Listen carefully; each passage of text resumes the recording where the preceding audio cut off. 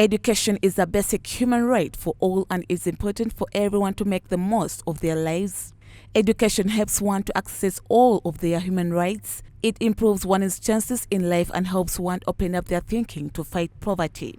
Reverend Jaff Hillary, the assistant provost at All Saints Cathedral Kampala, says that as parents they ought to give education to all their children since they are the leaders of tomorrow. He adds that parents also have the role to play in shaping their children's future through guiding them more during these holiday seasons. Some of the things that children go through are to do with lack of being parented responsibly. There are parents who are not available for the children simply because of the work environment. Many parents are working, and but then these children also find themselves with strangers like house helpers, maids at home, who throughout the holidays may become a harm. He added that most of the children are faced with a lot of challenges at the schools, yet they are not guided on what to do, which is to be blamed for the bad morals among the young children now.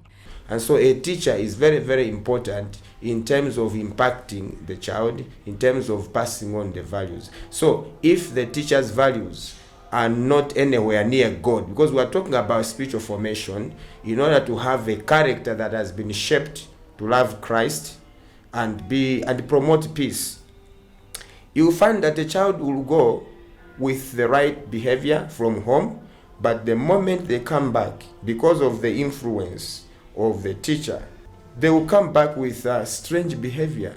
Sandy Edward, a 53-year-old father of 6 children, in his opinion, explained on how parents should prepare their children when it's time for school. He says that children need to be treated with love. Never do it again. And you have to make sure that when they get time, just leave them. They enjoy their slaves with their friends. Then from there, they have to get time of getting what? Of a revision. Are you getting me? On the issue of the unaffordability of schools by the parents, Sandy has called upon the Ministry of Education to give in a hand to ensure that all schools lower their fees such that parents can be able to take back their children. It is now the government's responsibility to tell those people, to tell there are some private schools and government schools. But what I normally see, even if you go at up country there, you normally see kids studying, sitting in front, down the trees. How can the government be there without building some buildings where those kids can study? Church of Uganda Family TV spoke to some of the children on the streets, and these shared with us their reasons.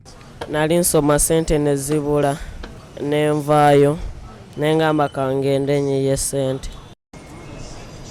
Nali nsoma school fees nawe amange yajja nanona nambulirako eno mpaka enkadde nanzulukako yali antulugunya nange nengamba kanjije nali sigagala kola mirimu ate nga saagala kunkuba tibaali bankuba nange nenvaayo. These have called upon the government to help them to be out of the streets and have access to education. Ewe mba nfunye nga tanzayo kanaye nga nsoma nsobola osoma Etuyambe tuzeeka. Research has it that school dropout rates in Uganda are high, with about 45% of the primary school children and 30% of secondary school children dropping out before completing their education, with poverty being a major factor, followed by child labor and domestic violence, among others. When we talk about rights for the children, for the education in our country, Uganda, most of the children on the streets say that most of their parents neglected them and have not given them the rights to go back to school.